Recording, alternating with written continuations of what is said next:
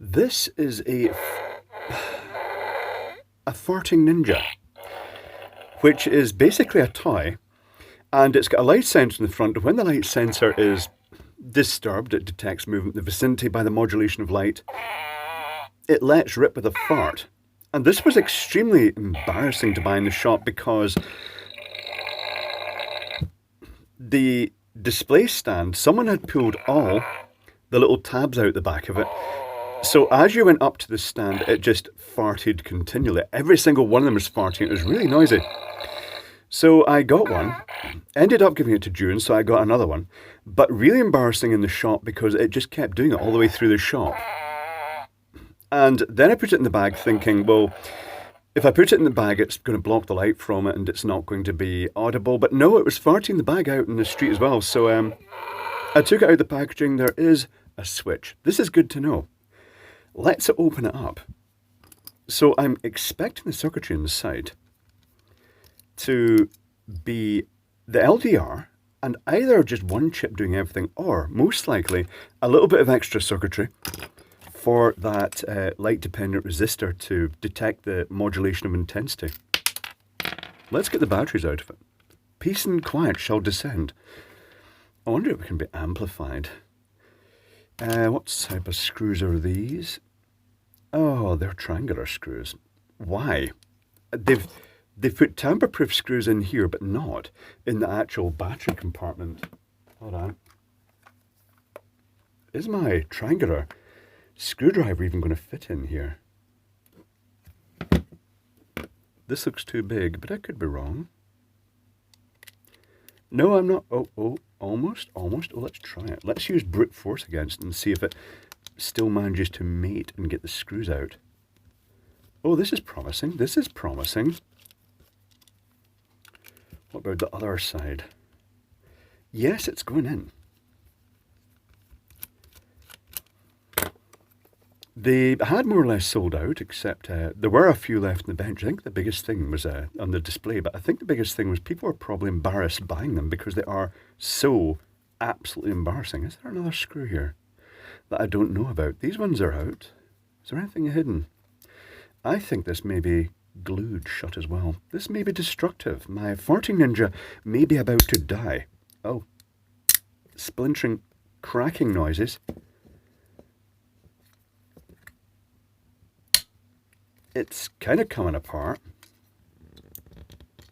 Well, there's a circuitry. Oh, right, okay, tell you what. Oh, that's fairly busy circuit board in there, I have to say. Fairly busy circuit board.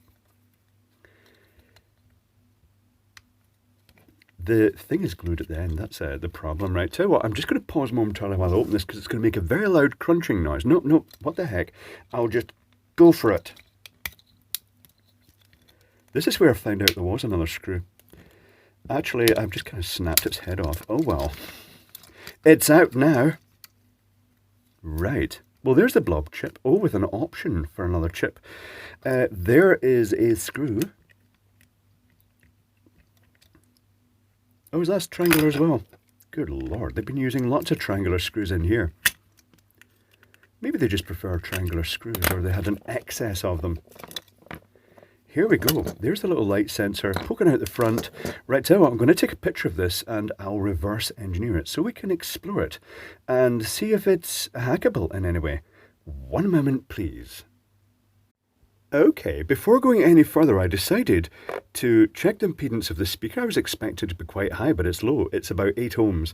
So I got an 8 ohm larger speaker, Rapid Electronics 35-2955, which is rated...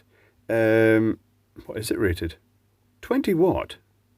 But it's not being used anywhere near that. But it is going to be very loud, I warn you in advance. I also ascertained with 2 LEDs in inverse parallel and a resistor that it is driving with an H-bridge driver. Be aware, I've put this into a box, I've got the light sensor sticking outside. This is about to get loud. Stand by.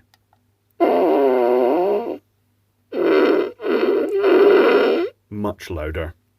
And bassier than the earlier version. Okay, now I'm going to take the circuit board to bits. One moment, please. the reverse engineering of the farting ninja has been done. Let's explore the circuitry. So the sensor is based around an LDR, standard light-sensitive resistor, light-dependent resistor, cadmium sulfide. Still a good choice for these. It's very, very simple. And that is positioned here.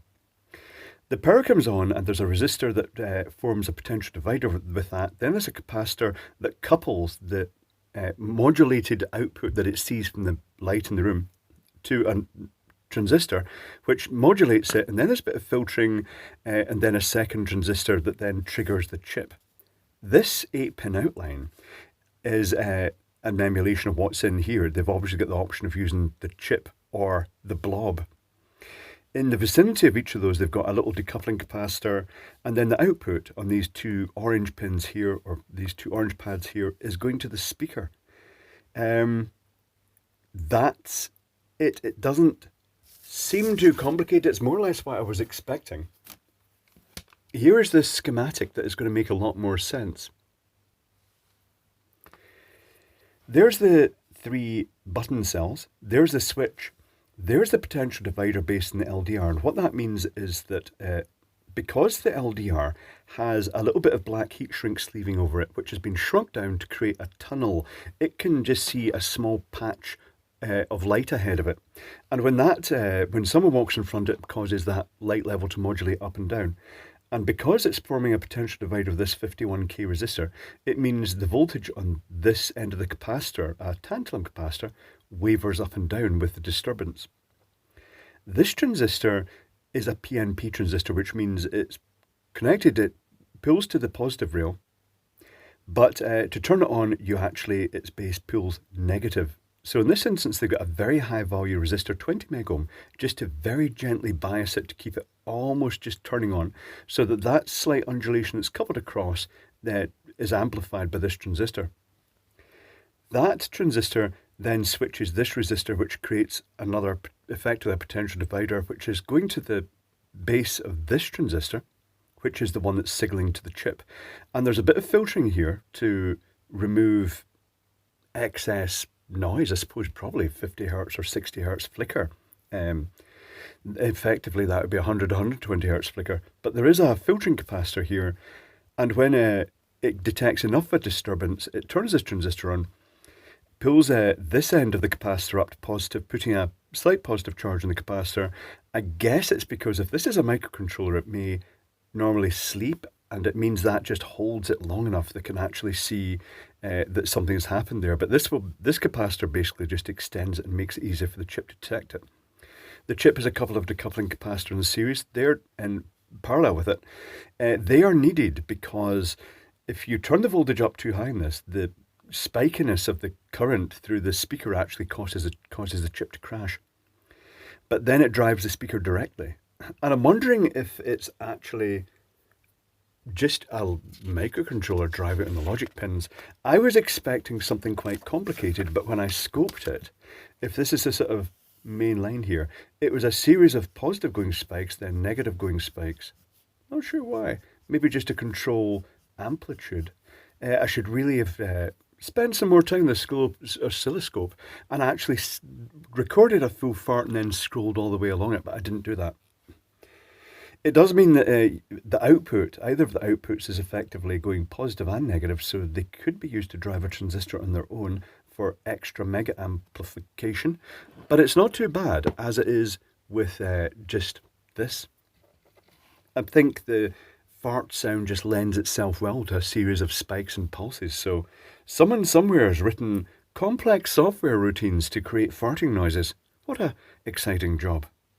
But there we go, that is the shattered remnants of the farting ninja. It really needs put in a big plastic waterproof outdoor enclosure. This isn't even the most sensitive type of speaker. This is a Mylar cone speaker. It's a waterproof speaker.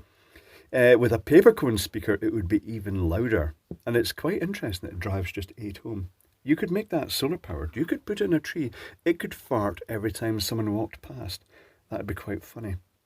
But there we go. That's the farting ninja. A funny little thing, such an odd toy to design, and actually just hilarious. I think it was a really good thing, a really funny thing.